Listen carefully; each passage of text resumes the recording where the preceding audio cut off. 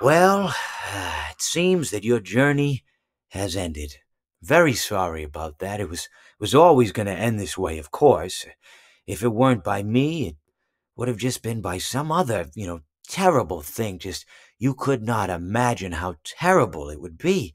Just I get scared thinking about it. Glad it's not me. It reminds me of a time I was speaking to my good friend Orville.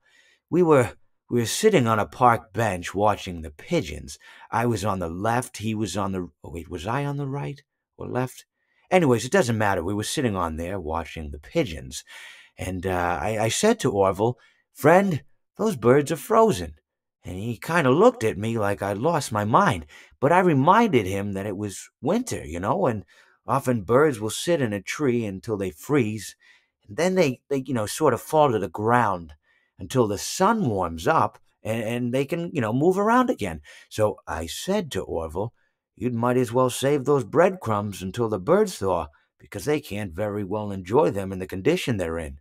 To which he asked what I meant, and asking what condition the crumbs should be in before he threw them to the birds, assuming that I meant the birds couldn't enjoy the breadcrumbs in the condition that the crumbs were in, when in fact I had meant the birds could not enjoy them in the condition that the birds were in, considering that the birds were frozen. So he took a moment and then threw his last handful onto the ground. I said to him, "Orville, why did you throw the breadcrumbs to the birds when I just told you they're frozen?" To which he responded, "The breadcrumbs are not frozen." Again, misunderstanding my words. I didn't mean to say that the breadcrumbs were frozen when I said I told you they're frozen. I'd been referring to the birds.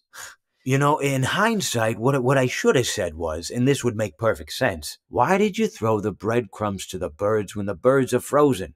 He misunderstood upon my correction, stating that he didn't know what else to do with the breadcrumbs, and that perhaps, when the birds thawed, they'd still be able to eat the crumbs. So I said to Orville, and this is what I said to him, I said, "Orville, the birds may be dead,